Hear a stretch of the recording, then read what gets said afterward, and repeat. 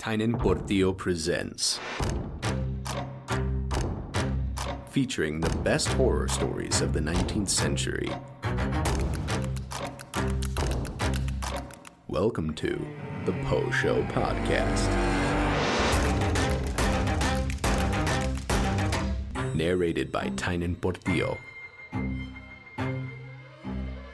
Today's episode, The Conqueror Worm by Edgar Allan Poe.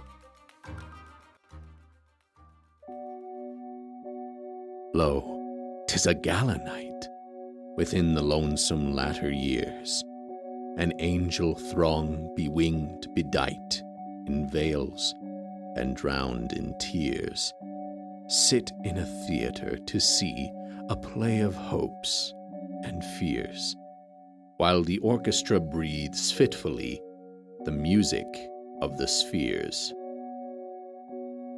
Mimes, in the form of God on high, mutter and mumble low, and hither and thither fly.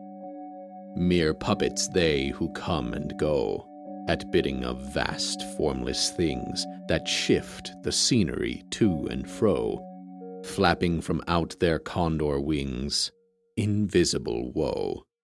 That motley drama, oh, be sure it shall not be forgot, with its phantom chased forevermore by a crowd that sees it not, through a circle that ever returneth in to the self-same spot, and much of madness and more of sin, and horror the soul of the plot. But see, amid the mimic rout, a crawling shape intrude, a blood-red thing that writhes from out the scenic solitude. It rides, with mortal pangs. The mimes become its food, and seraphs sob at vermin fangs in human gore imbued.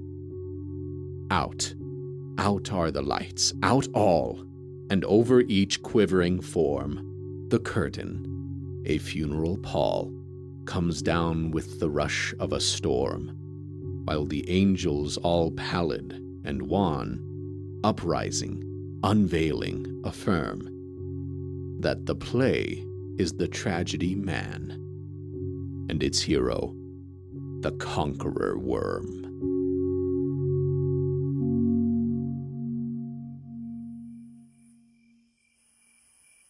Hello from the Poe Show. I am your host, Tynan Portillo.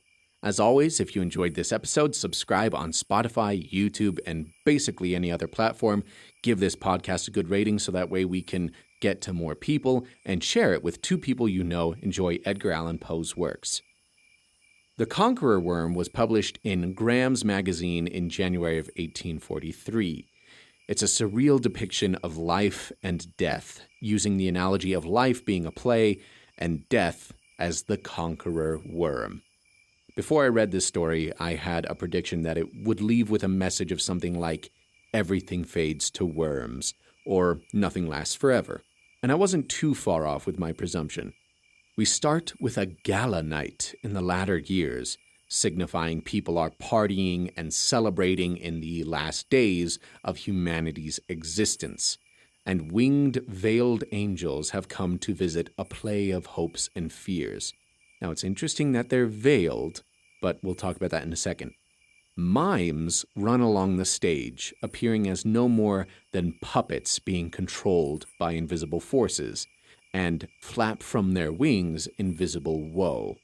So these mimes, the actors, are chasing after a phantom which they cannot seize. They can't hold it. They're chasing it through madness and sin and horror. Amid the chaos, a creature comes out and devours the actors, and once all are eaten, the curtain falls, being compared to a funeral pall, a cloth laid over coffins, and the angels remove their veils, affirm that the play is the tragedy man, and that the hero was always the Conqueror Worm. The actors, or the mimes, in the play are in the form of God on high, so that obviously represents humans, and are all devoured by death.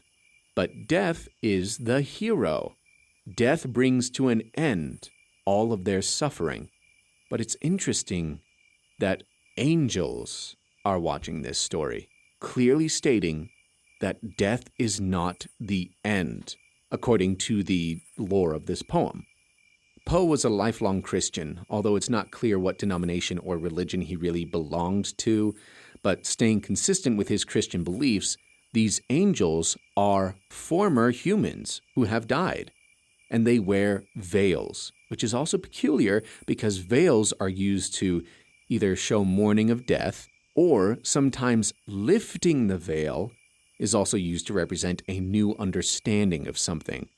So, is this story to be taken as angels reflecting upon their own mortality in past lives, which they had forgotten about in paradise?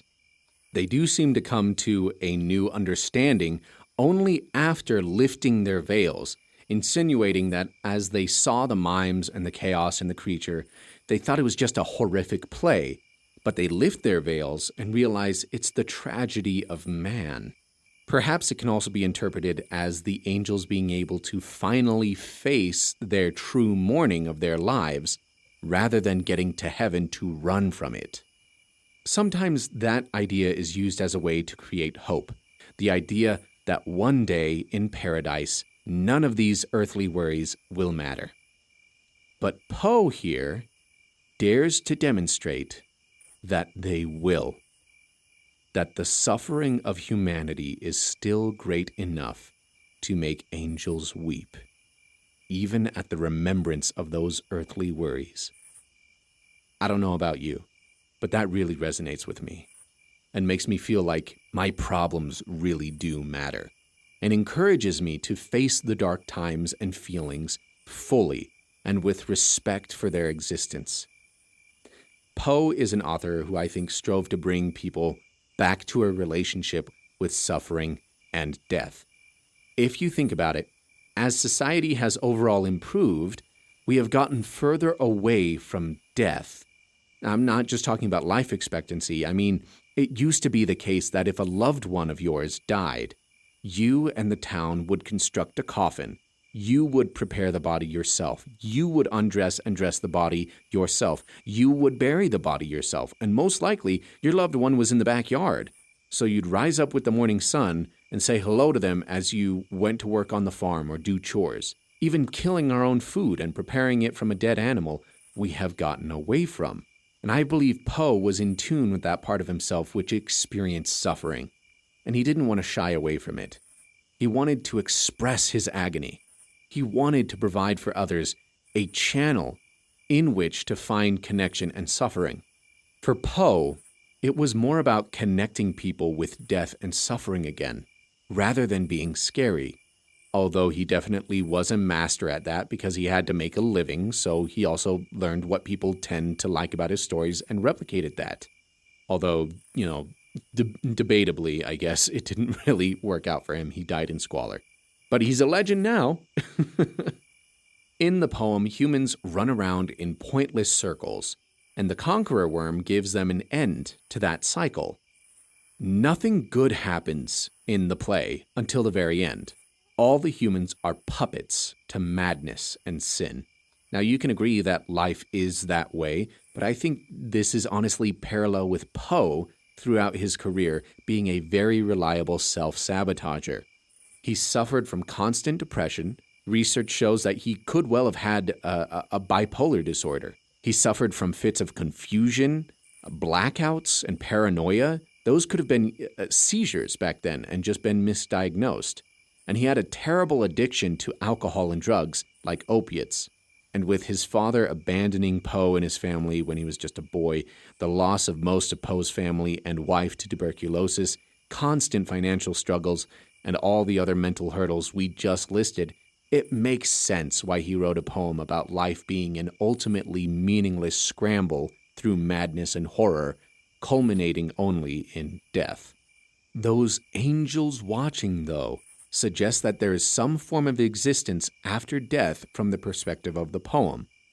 It's just that the idea of paradise after the end of a meaningless life, to Poe, seems to be reason for acknowledgement and solemn contemplation of our current problems. Even as an angel in heaven, if you saw the suffering, the madness, the sin, and the chaos of the human world, wouldn't it make you weep? I think for most people it would.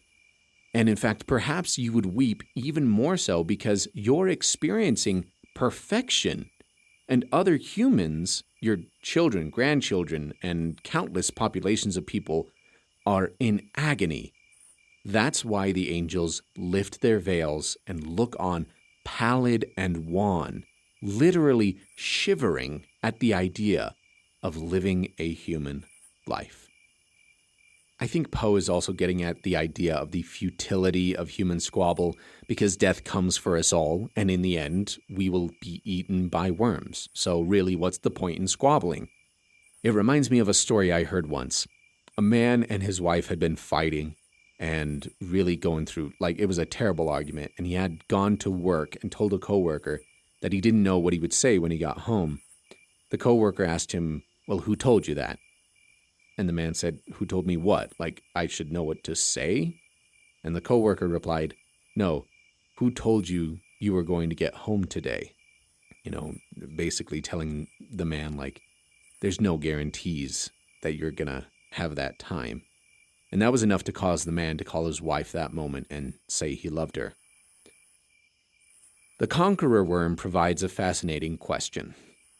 Does the suffering of humanity really matter? In my opinion, the poem demonstrates that yes, our suffering right now in this life does matter because angels react to it. But what's your take? Leave a comment on the Poe Show YouTube channel and let me know what you got out of this poem. Thanks again for listening to this episode of the Poe Show, and if you have any other poems you'd like to hear on the podcast, email poeshowpod@gmail.com or leave a comment on the Poe Show YouTube channel, and you can listen to a poem or story that you suggested. That's all for now, but I'll see you again on the next episode of the Poe Show.